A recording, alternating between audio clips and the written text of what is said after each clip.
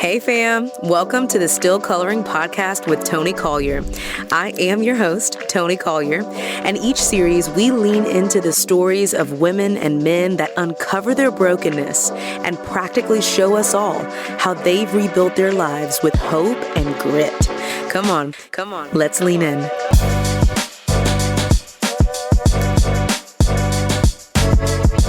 Hey, what's up, family? We are here with another episode of the Still Coloring podcast. Season 2 is on and popping, okay? We've had some incredible guests, and I am so excited about our guest today for so many reasons. I mean, she's an author and speaker, podcaster. She's got an incredible organization/event called the Azer Collective that I have actually personally been to, and we will talk all about it in this episode so that you can get your life together.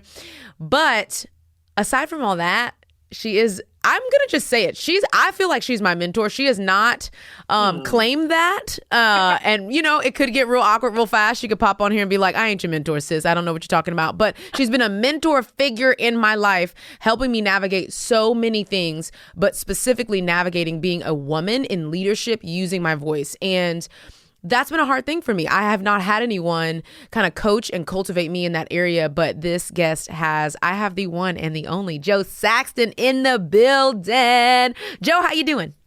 I'm doing great, thank you. That's a very kind introduction. Thank you so much. It's the truth. I didn't have to read no fancy bio, okay? These are like real true things. You have actually helped to cultivate my voice and my leadership in so many ways and helped me get my finances together one time.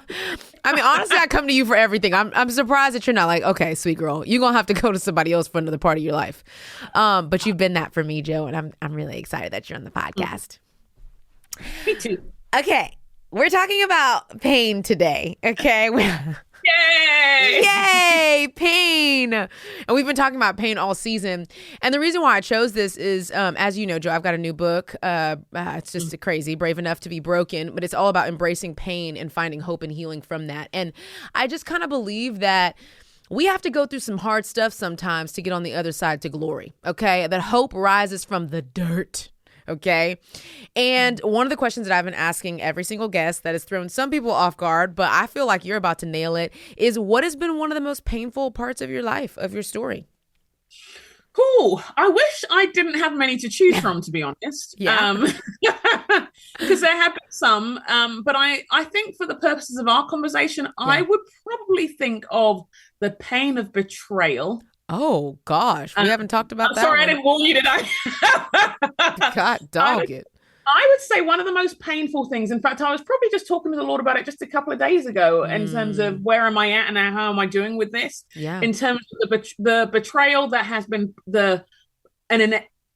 sadly an inevitable part of walking in leadership and calling and ministry. Dang it.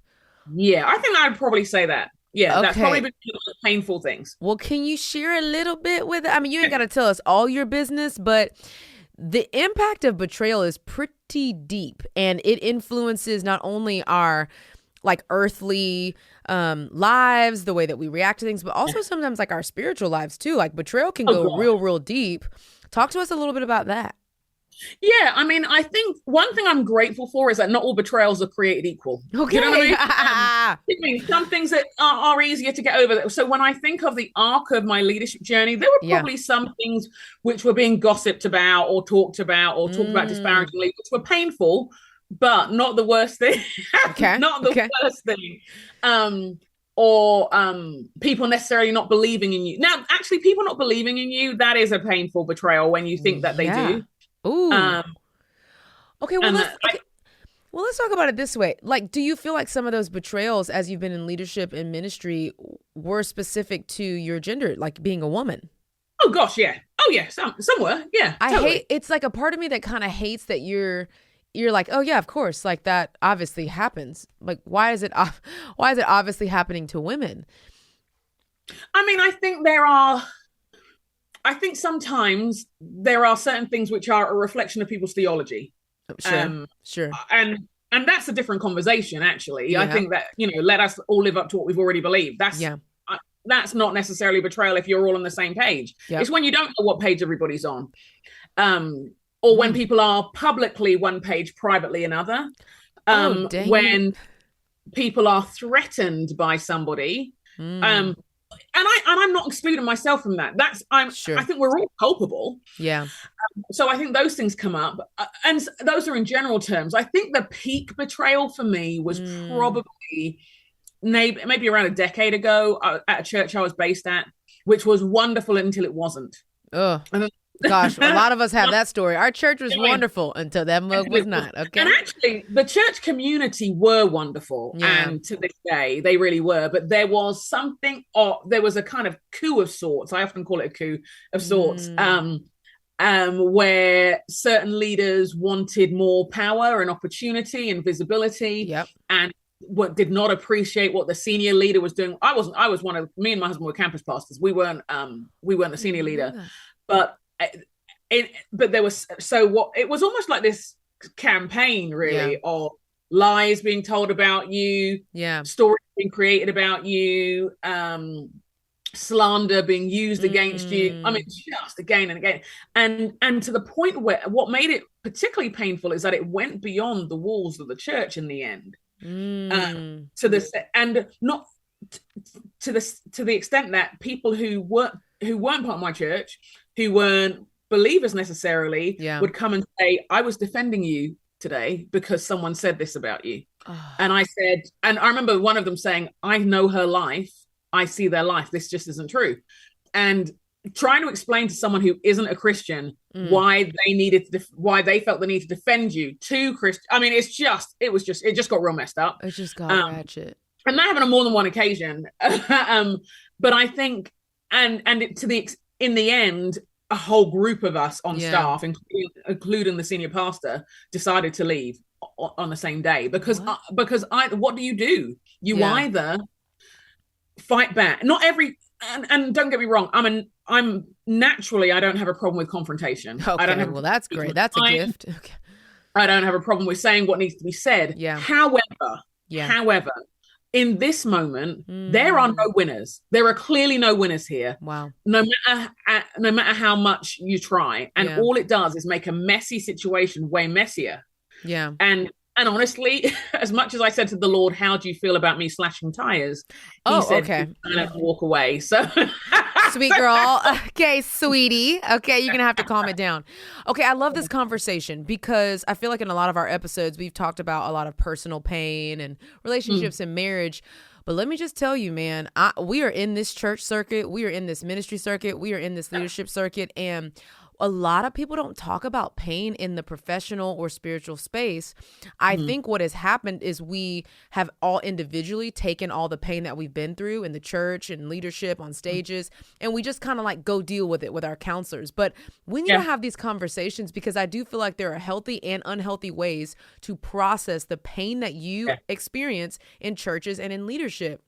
And so I just love it. And I hope someone that's listening and watching can say, all right, I left this conversation better equipped and able to handle my pain from these specific types of situations. Here's the question. You left the church, okay? You and all the people. What were you grieving and what were you longing for as you were transitioning out? I was grieving. Oh gosh, there was so much. I was grieving because it felt so unnecessary. Yeah. It felt so unnecessary. I was grieving that people who I thought were friends were actually scheming and kind of gleeful about certain things. I was grieving because there was the collateral damage of people who were friends and just didn't want to get involved and just didn't want the mess. Apathetic, and so didn't say anything. But that actually meant in practice, I lost another set of friends. And I get it. I mean, it was at the time, I've got to be honest, I felt it was a wrestle with the bitterness on that one, because it's like, if you know the truth about me or my friends, or my boss, if you know the truth about us and you're not saying those things, what is that costing him? What is that costing us? Yep. To not be defended. Yeah. But at the same time, people were genuinely deeply conflicted and in some ways didn't know what to do because it kind of got out of hand. And also to their credit, I wasn't going to defend myself publicly because I couldn't do it. And so I couldn't fight back. I knew before God I couldn't fight back.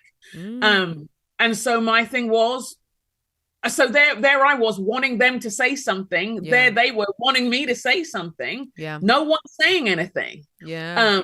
And so then that was a deep loss. I think the grieving was, I was frustrated with the Lord, because I'm like, Lord, I was just Lord. going to ask, how does that impact your relationship with God? Our griefs oftentimes in the natural leaks into the spiritual. And it had been a long road, and I didn't grow up in the kind of context where I expected all my dreams to come true. Do you know what I mean? And I didn't grow up in the kind of context. Did you not grow up in America? Like, what are you doing? I'm just kidding. Well, no. And I wasn't, I became a Christian in a country where not many people did church. So you were always a little bit on the outside of things. Yep. Not with a persecution complex, because Sure. I don't think there's a need for one of those. But I certainly didn't expect Christianity to be easy. Yeah. I didn't expect it to be popular. I didn't expect it would be that you're always belonging, because I didn't expect us to not have social skills either. Don't get me wrong. Yeah. It wasn't like Hello the Weirdos, but but I didn't expect this. I can't put it any other way, is that I didn't expect it to have been so challenging inside the church. I didn't expect it to be so dysfunctional, so heartbreaking, so vindictive in some, not in everybody's case. Yeah. I'm not going to say it wasn't true of everybody, but there were some particular emails, particular phone calls, particular comments that were just vindictive. And I think if you're going to fight back, then you can deal with it. When you're like, then you're just taking it. You may be doing the right thing, but it didn't mean that all the arrows went some other direction. Yeah, they were still coming. They still came. They still arrived. Yeah. I'm just taking it. So what do you do with that though, Jo? Like, I know that we have people watching right now, myself included, that have been in a church, that have felt deeply betrayed. For me, it was by the senior pastor, by other people that was connected to him, felt real, church hurt, spiritually manipulated, all the things. What do you do with that pain when God has called you to be in community via the church? What do you do after that? How do you heal? How do you come back? I mean, there are a couple of things. There are some things I did well and some things I did badly. Okay, that's honest. I think one of the best things I did was find a therapist straight away. Yeah. Straight away. And find some safe places. And it was hard. It's hard to find safe places when you're kind of like paranoid at every safe It's like, place. who are you? Who are you? Do you know them? What I mean? Okay. Yeah. That was one of the best things, to be able to, but partly just to acknowledge that was needed was the best thing for me, because I was so tired and broken by it all, and because I think I'd found the tiredness of this struggle of feeling confused, and also getting the therapy early on reminded me that sometimes with grief you pick up a whole other number of griefs in the way. We've seen that in the pandemic. What do you mean by that? It's like a magnet. It's like a magnet. I think Kurt Thompson wrote about it. There's it's like grief is like a magnet, and it sucks up all the other ones, so you find yourself grieving multiple things. And it was important to me to identify that at the beginning, because otherwise I'm hurling back at this place things which were actually about my childhood, or hurling back at this place things were actually about two churches before, or some guy in my 20s, or all these other things. Oh, that's good. Because betrayal can be a well-worn path in our lives, and a well-worn track of pain. Hold on, I think somebody needs, I'm gonna break this down real quick, okay? Because there's somebody listening right now like, wait, what? What I hear you saying, Jo, is that, yes, the situation was painful at this church. Yes, we had to leave. There was betrayal there. There was grief there. However, on the healing journey, you realized that grief really just also pinged upon other griefs that you had before, other betrayals that were in your past. And if we're not careful, we'll be trying to heal the thing that we're currently grieving, and we'll forget about all the other things that's attached to it, and we'll only grieve at a surface level. And then we think, oh, boom, I'm good to go. And then you're not. Yeah, or have a disproportionate response.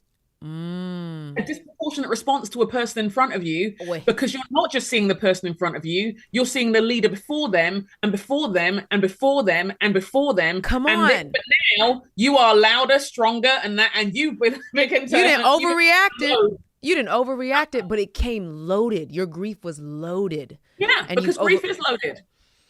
And so I think one of the gifts was having someone to unpack the cases. I had a lot of baggage. Yeah. And from church baggage as well. And I had to have a space where I could say, this is my life. And these are my disappointments. And they are so deep, I have no words for them anymore, because I left my country, I left my family, I left my nephews. They grew up without me. I'm from a collective culture. I don't need any Lone Ranger business. I'm Nigerian. We do things as a pack. I left my pack and I came here to serve. Betrayed. And the thing is, that meant that I had very heightened expectations as well, because the sacrifice was so big to leave home. But then, to be honest, those people aren't responsible for my expectations. Oh, God. Because, do you know what I mean? They are responsible for their actions, but they are not responsible for my expectations. And I had to discern the betrayal of me and the betrayal of my expectations. Oh my goodness. People are responsible for their actions, but not your expectations. No. They don't owe it. They don't owe me that. Honestly, I'm not saying they behaved in a healthy way, but they don't owe me the choices I made before the cross. They don't. They just don't. That is a very mature way to look at it. And I feel like I'm hoping, my belief is that that's going to set somebody free, because I feel like there's going to be somebody listening and watching. There is someone listening and watching that's saying, oh, but I expected you to show up in this way for me. I expected you to treat me in this way. And their healing journey hinges on their unmet expectations versus hinging on their ability to pick up their freaking bootstraps, get brave enough to press into the pain and deal with their stuff no matter what was done to them. Yeah. You had to press into some pain. You had to go to counseling, do the hard work. And you could have been bitter and not done it and said, no, this is what happened to me. I'm not about to go spend money on counseling, spend money on a therapist to take care and mend the things that people did to me that caused me the pain. What made you do it anyway? Well, I want you to know I am very, very good at bitterness. I consider it it's like a reverse gift. If anybody wanted mentoring on how to be bitter and how to judge, I probably have a masterclass that could really. That's so funny. I'm well rehearsed, but I think there was a twofold thing. You have to take that sense of betrayal of your expectations somewhere. You do. Okay.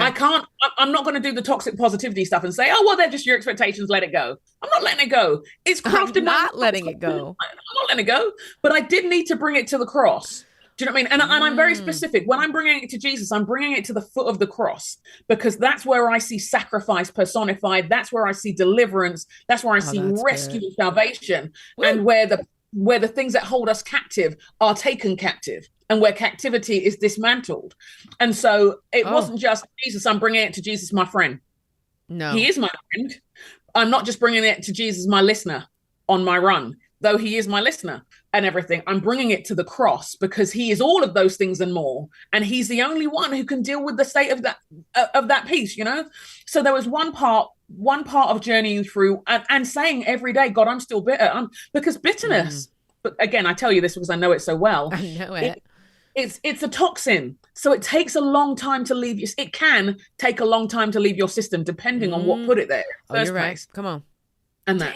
And so it wasn't a matter of whether I was standing on the truth that set me free. I could stand on what I wanted. If I was bitter inside, that was standing with me. Yeah, right. that was just standing on your backpack. Just, hey, how y'all doing? Hey, what's up? What's up? There you go. Standing on the truth. I hate you. I hate you.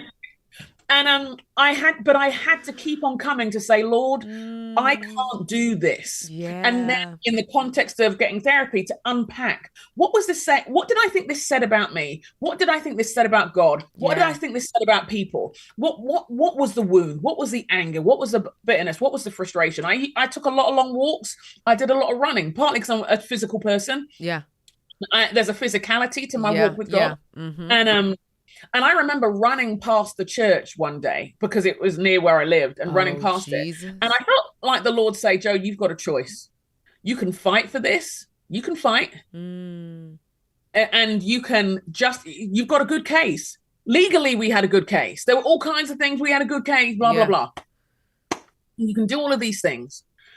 Or you can run on. Because, and also, you can't, you can go into this, but you're going to create stuff that which was beyond even what you wanted. Is this really what you want for your people? Is this really what you wanted for people, even who you once loved? Is this really what you want? No. Is this who you want to become in this crisis? Wow. Is this the leader you want to be? Because it will name you, it will define your life if this is the angle you go. And whilst it's painful, agonizingly painful, and let's be honest, it's agonizingly painful because of the deep vulnerability it leaves you with. Yeah. And the helplessness and the sadness and the sorrow and frankly the loss of a job and all and the little finances. Okay, all the things. All of those things. Yeah.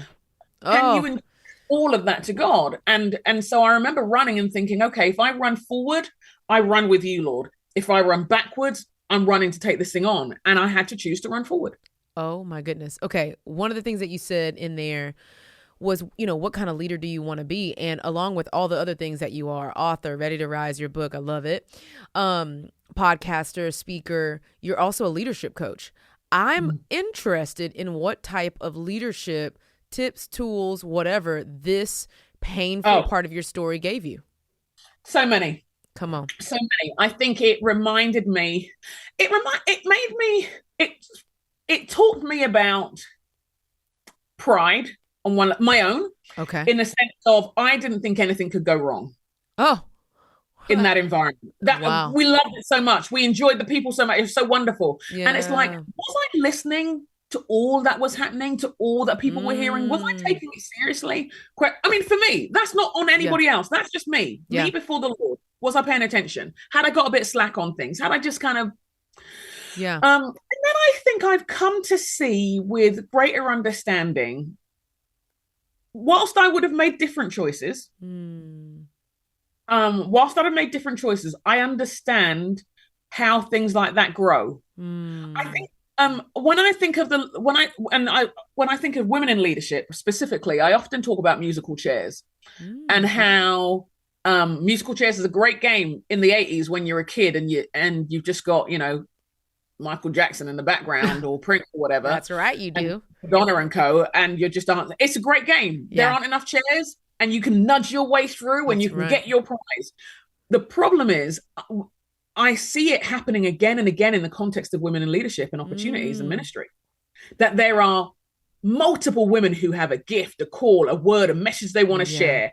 They've got things they're really excited about, passion, things that God given. 4 chairs, 4 events, 4 opportunities. Well, how'd you pick them? Well, you run as fast as you can. You work harder to be seen, to see how swift you are. Work harder. You're going to nudge someone out of the way. You're not going to nudge them by saying something bad about them, hopefully. You'll just maybe nudge them by not saying anything good about them and not putting their name forward, because it's easier, because you're cool. So you keep them going. And and so you're set up for competition. I don't know. I hear sometimes people say, women can be anti each other. Yeah, I don't know. I'm not saying that's not true. I'm saying there's a bigger context where women aren't given the opportunities. Yeah. I know there's a God of abundance. Don't get me wrong. I'm just saying, when you have been given scarcity, you operate with the scarcity you've been given. Ooh. You do. Oh my goodness. And it makes you frightened and fearful and anxious and competitive and all that. Why? Because you've got to get fed. And because all these women running around these chairs have got bills to pay, parents to look after, kids to get through college. I get it. I get how we become this way, but the problem is the room. There weren't enough chairs. It's the room. There's not enough chairs. And even though there's a God of abundance, that doesn't mean there's a conference of abundance and male leaders of abundance. Humanity of abundance, you know? That is really, really good. Okay. Here's what I love about you, Jo. I love that. Okay, there's something about you when I talk to you about like painful parts of my story where you just make me feel less alone. Like before this, we were talking about something and you're like, I know what that is. Like, I got you. I know what that is. I know what that feels like. I just wonder if there was someone listening right now, and I've asked this question to every single guest. If there was someone listening right now that's in a painful season, maybe we go as specific to say that they've experienced church hurt. They've experienced some sort of betrayal in the church, in their organization, maybe even at their workplace. What would you say to them to make them feel less alone? The first thing I would say is I'm sorry it happened to you. I'm just really sorry I'm sorry for the aloneness that you walked in it, the wrestle, the way it has made everything harder, because it can make everything harder. The way it's made money harder, the way it's made faith harder, the way, let me be candid, Toni, even when it took me years to sit in churches without feeling on the verge of a panic attack. Oh man. Years. And I mean years. Wow. To not start moving around and holding things tightly and writhing in the seat because I'm like, I don't know if I'm safe here. I don't feel safe here. I don't feel safe amongst these people here. And it wasn't about those people. It was the aftershocks of the past. Like PTSD out here. Do you know what I mean? And I needed time and prayer and counsel and that to unpack all of those things to be able to basically do my job. Yeah. Oh my gosh. Just to get up and be your own self. Okay. Yeah, just to and so for anybody who's in that pain, I want to say I see you. But more importantly, I want to say God sees you. And I don't say that blithely. And I know it's hard to hear because it's like, so where was God when so-and-so was doing this? Yeah. Because we entrusted so much of ourselves to a system which was built by human beings and is inevitably broken. So I get the conflict, and it's okay to wrestle. Jacob wrestled all night. Yep. And in many ways, when you look at his life, wrestled for years. Yeah. You know, it's okay to wrestle. It's okay to be angry one day and happy the next. It's okay to feel like you're moving forward and then you suddenly think, how did I end up on my face again? Is this prayer or did I just trip up? I don't know anymore. I can't tell. I don't know what I'm doing. It's just, I am. What I'm doing. It's okay. I understand when you look at someone doing stuff. Let's be real candid for a second. Come on, I want to be candid. It's okay. To say I see you in those moments when you look and you see someone else doing it and say, I want to do that. I could have done that. I was better than them at that. It's hard. I'm not saying that that's the healthiest place for you to stay. Yeah. I'm just saying I get where you are today. You know? And for the people who have dealt with the musical, who are dizzy from the musical chairs, I get that you look at people and think, I'm not sure about that one. I'm not sure about that one. No. You know, they looking a little weird. It's hard to celebrate somebody else's gift when you feel denied opportunities. I get that. It's hard to do that. It's understandable. I'm not saying it's the healthiest place on your journey. And it's not, and I certainly don't think it's the end destination. Yeah. But if that's where you are today, there's no condemnation for you. No. There's no point chastising you and telling you to go to the back of the line because that's not going to help you either. And but what I want to invite you to, come on, what I want to invite you to, is the next step. I want to invite you, there's a reason why the book of Lamentations, I've been thinking about this. I was saying this to some people just the other day. There's a whole book called Lamentations for a reason, and it's not so that we ignore it. We just snip out the bit about his mercies are new every morning, great is his faithfulness. Yes, in a book of Lamentations. Yeah, it's a speck, a small speck of joy, right? And the beginning of that thing is that they're bitter and they're feeling frustrated, and then it says, and this I call to mind. And so I want to ask you what your next step is. Is your next step to cry? Is your next step to put the bottle down? Is your next step to make a doctor's appointment? Is your next step to, honestly, when pandemonium happened, I thought, time to not drink anymore. Time to not. Listen, I did have some wine in the house. I said, I need to go ahead and stop getting wine in the house. Because I think we have to be aware of what our vices are. In these moments when you are real vulnerable and you may not feel vulnerable, which probably means you're really vulnerable. And if you're real vulnerable, you want to know what your vices are. So maybe your next step is, let me loosen the grip on the bottle. Okay. Do you know what I mean? Get some advice about the vice. It might be time. And it may be that the next step is leave that job. Leave that church. You will not heal in the place that is beating you up emotionally, physically, and financially. Just go. I say that all the time. You cannot heal in the place that broke you in the first place. And there are others who are like, I'm staying online for a while. God knows. But I do want to invite each of you, whoever you are, whatever your journey is, to invite Jesus to come meet you right where you are. I want to invite you to do that. And then get yourself to that therapist, get yourself to that friend, get yourself to that process. Because the other thing about this is the enemy would love us to stay down. 100%. He loves it. And your gifts and your abilities and your calling is worthy of that redemption story. This is a horrible chapter. It sucks. It's disgusting. Don't love it. But about them broken crayons, they're still for the next chapters. It's because more chapters are coming. So can we pick up those pieces, please? Yeah. And you may not get there as fast as you like. Yeah. It may take longer than you'd prefer. Or some of you are like, I burnt my crayons. It's okay. He's got more. It's okay. It's more in the box. It's okay. He's got more. But let's get that redemption. Let's press on to take hold of that for which God took hold of us. And when I say press on, I'm not saying use your best efforts or energy. Just invite him in. Invite him and say, I'm on the floor. I can't get up.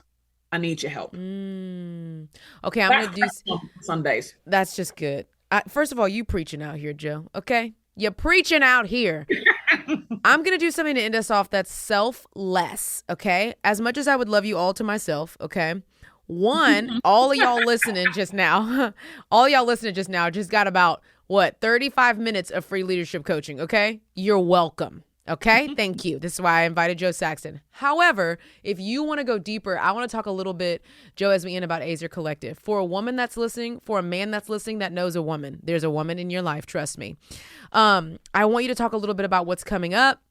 If you're listening to this in 2023, when it comes out, February 17th and 18th, I'm excited because, Joe, you are hitting the road and you've got Azer Collective on the road. I just want you to talk a little bit about what it is, how people can sign up. Yeah. Wonderful. Thank you. Yeah. So Azer Collective is a leadership intensive for Christian women leaders. Now, you might be leading in churches. You might be leading in the corporate space, a businesswoman. You might be an entrepreneur. You might be a creative. You might be leading. You might say, my primary space of leadership is in the context of my home and family. I'm running some homeschool operative. I'm a volunteer in that space. All of you. Oh. And the reason why I want to gather is because we are very good at investing in everybody else and not ourselves. We are very good even at developing other people's needs and not developing this gift, this call within us. When was the last time you paid attention to this gift in its raw form and said, Lord, those of us in the corporate space, maybe we've had lots of training things, but we've not had a place to integrate. That's good. Which is that this is where this fits into your kingdom mission. There you are at church on the outside thinking, I'm here. Yeah. And wondering if there's an affirmation for the work you're doing out there. Yes, there is. Most of the people in the Bible had jobs. Anyway, so, they did. People in the Bible had jobs. They did. He went to the boat. They was fishermen's. Okay, anyways. But and so that's that. And the reason why I wanted to put almost to gather is it's a gathering where you retreat to advance. It's designed to be a catalyst for you leading in the spaces you're already in. It's called Azer Collective because the word Azer in the Hebrew is the word that is commonly translated helper in Genesis 2. And we have sometimes seen that word as a backup plan word, when actually it means to rescue that. I will make a suitable helper, that helper suitable. We've seen it as a backup plan or a supportive plan. And it encompasses those. Yeah. But the word in the Hebrew means to rescue and to save and to be strong. Boom. It means someone with the resources and the power to help. We see it most often in the Bible. When you're unsure of a word in the Bible, see where else it shows. And when you see it, every time it shows, it's God. 16 of the 21 times it shows, it's God delivering his people from his enemies. That is not a backup plan.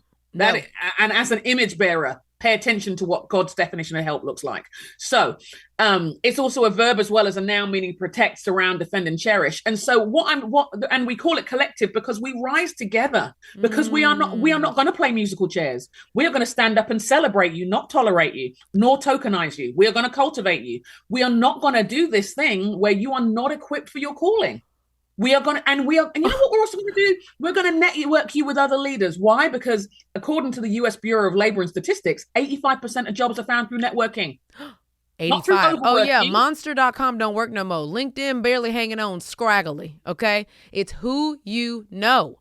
And I want you to know other people and to learn the safe ways. Maybe you're like, I hate networking. That's fine. We'll teach you. We will teach you so that you can feel like your godly full self and do it anyway. Do you know what I mean? For you, I do know what you mean. Of people coming after you. And so it's just a couple of days. We don't have much time because you are a busy, empowered and empowering God-fearing woman. So we're going to use your time well. Invest in you, and then help you connect with other leaders there. Wow. Help you heal. Help you, give you some practical tools and let you go and do your thing as you were designed to do. Well, you heard it here, folks. Okay, josaxton.com. Go. Here's what's great. I'm not pushing this naively. I've been to Azer Collective. I sat in the seats, listened to Jo and all of her other friends that she invites that you have to listen to. And I grew from it. Again, like, knowing you, Jo, has just strengthened me in ways that I didn't even know I needed. I was just out here bopping around on the glass ceilings, didn't even know they was up there. I was like, la, la, la, getting all the opportunities. Just bopping around, living my best life. And there's a whole other world. I told you that. I mean, when I sat down with other women at the collective when we had these tables and I'm hearing all these stories of missed opportunities and this dog society of like women leaders, I'm like, dang, I didn't even know that mug existed. And then what happens with your ignorance is that you start causing pain to other people not even knowing it. And so now I'm walking into rooms and conferences and churches and I'm like, who can I bring along? Who was I blind to before? What strategies was I blind to before? How was I totally blind to the musical chairs that was freaking happening? And how can I see them now and do something about it? And so I just want to encourage the people listening, get your life together. I know there's not a lot of seats. I know that for sure. So you're going to have to just run, not walk. Okay. Jo, to end us off, can you pray for us? Oh gosh, yes. Okay. Yeah. Thank you. Okay, Lord, I want to thank you for every listener, every watcher. And Lord, you know their story. You know the years that have been stolen. You know the things that have been crushed. You know the pain of betrayal.